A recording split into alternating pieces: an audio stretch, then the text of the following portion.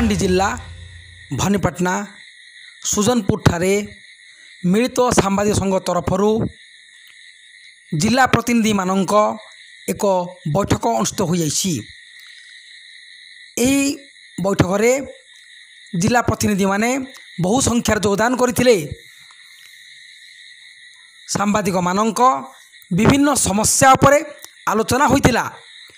आगकू सांबादिक मानकर विभिन्न समस्या किपरि समाधान हेबो ता उपरे विचार विमर्श होइतिला एवं बहु सांबादिक उक्त कार्यक्रम रे योगदान करथिले एवं आलोचना मध्य करथिले।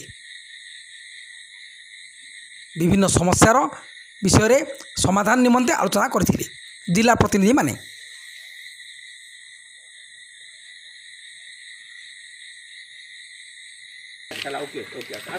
आहरी अनेक सांबादिक विभिन्न कारण हेतु आसी पार नथिले।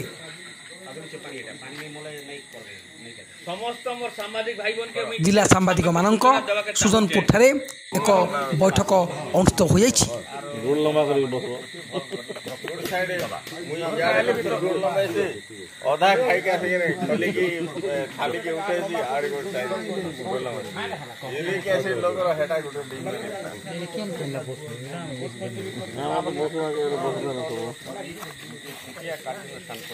आम्र कुंजन एक बंधुपूर्ण माने गोटे जरूरीकालीन बैठक करिछु।